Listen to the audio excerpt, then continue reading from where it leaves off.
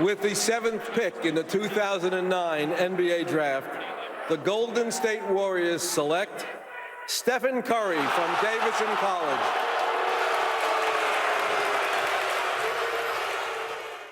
It's a father's dream to watch your son compete and do the things that you did, and he's better than you are. There's no doubt about it. Are you gonna give my point guard 3 hezzies? You gonna go here, here, and then here again? I'm like, damn. 3 hezzies? Give my point guard 3 hezzies though for the L. Real Bad boy. What?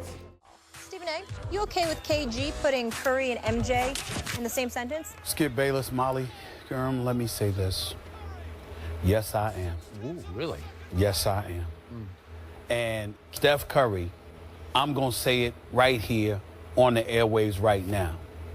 Steph Curry is the best player in the world. I'm going to say that. I know that LeBron can do more on the defensive end. I know that Kevin Durant is a freak of nature. But LeBron can't do what Steph Curry can do offensively. And Kevin Durant doesn't want to do bad enough what Steph Curry does offensively. Because Steph Curry goes out there, and despite having Klay Thompson, a member of the Splash Brothers, and the Harrison Barnes and Andre Iguodala's and all of these guys around him who are capable scorers, Steph Curry gonna shoot that basketball.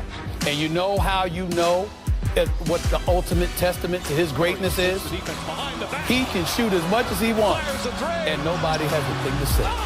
Why? Because it's usually going in. Offensively, how are you going to stop him?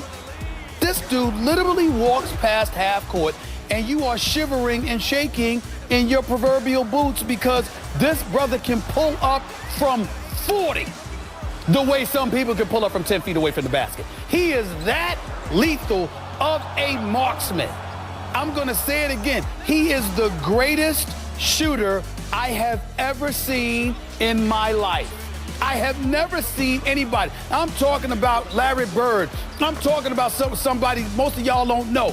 Andrew Toney, you can appreciate that name, Skip. I'm talking about Ricky Parrish. I'm talking about Del Curry. I'm talking about downtown Freddie Brown from the 70s with Dennis Johnson and Jack Sikman, those boys in Seattle with the Supersonics. I don't care who you pick. I have never in my life seen a basketball player who can shoot the basketball the way that Steph Curry can. And because of that level of paranoia that he instills in a defender, that's what makes him comparable to Michael Jordan. It's not just the efficiency, it's the fear he instills. It's the way he demoralizes you. Because what are you going to do? You can't block a shot from 30 or 40 feet. This is how lethal this kid is. To love and revere and, you know, just shower Steph Curry with all this praise. But somebody had better figure out a damn way to beat him because he's in danger of making this entire NBA season a bore because of his dominance. Somebody needs to figure it out. But okay. Well, okay. I got to go back to Steph. I said the other day on the show, he's having the single greatest season any player in the history of this game has ever had. And I'm going to echo your point, which was going to be my first point. If any man or woman out there who has a vote for MVP dares to vote for anyone else, and I cannot fathom as I sit here at this moment how you could even make a faint case for anybody else. Help me out here. Can you make a case for Westbrook? Not at all. Kawhi? Not at all. LeBron or Draymond or I don't know. I don't know. I'm reaching here because somebody would have to really reach to be that person who didn't vote Steph the first unanimous MVP in the history of the National Basketball Association. So we're right there in concert on that one. And I got to tell you, I had only one last reservation about Steph a week ago. I just kept thinking to myself, gee, I would love to see him in a close late game because we just don't get to see them anymore because he sat out 16 fourth quarters already this year. And I'm thinking, gee, just for fun, under fire, under pressure, you know, just to see how he might fare, you know, just for the heck of it. Not that I have any doubts, I just don't get to see it. Then at Orlando, as you well know, not against the greatest team, but a dangerous team at home, he hit those 2 late bombs to just shut them down and say, no, not tonight. And then he did that to Oklahoma City, in Oklahoma City, against the team that you think and most people agree is the biggest Western Conference threat to Steph and company. And when he did that, when he hit the most astonishing last-second shot in a regular season game I've ever seen, I just said, it's over.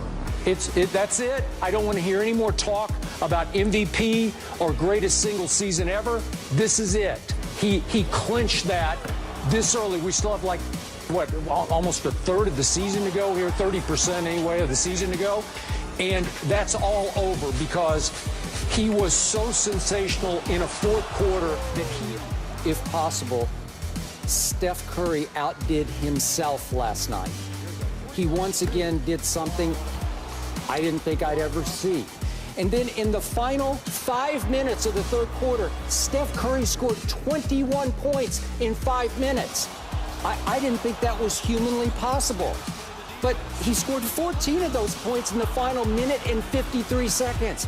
And I'm thinking that can't happen unless, as you and I often talk about, you can make three-pointers like they're layups. You can make them almost from half court like they're free throws.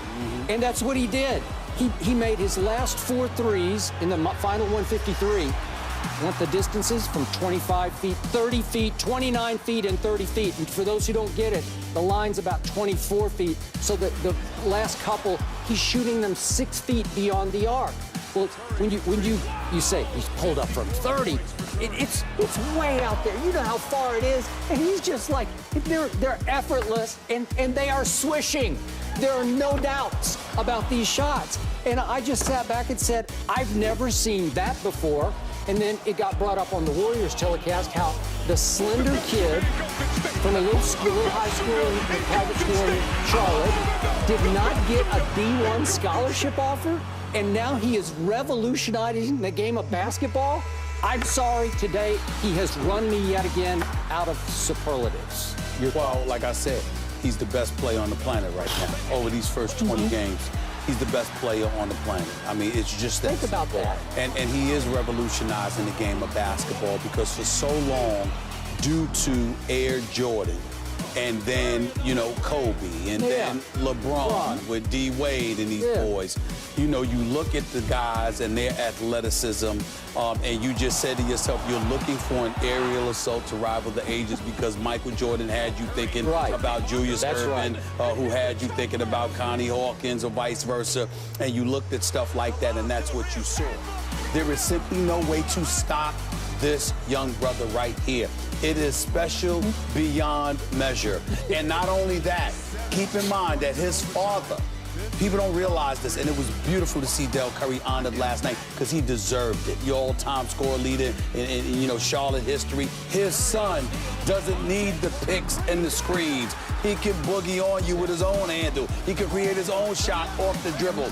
And oh, by the way, he doesn't spot up anywhere. It's off balance. It's falling backwards. It's leaning forwards. It's falling one sideways, one way to the right or to the left. It's the corner. It's the wing. It's the key. It's half court. It's the hashtags. It's 15 feet in. It does not matter. There is no player in NBA history that has done what this kid is doing from a marksmanship perspective. The dream season is now complete. The Golden State Warriors are the 2015 NBA champions. Their first title in 40 years.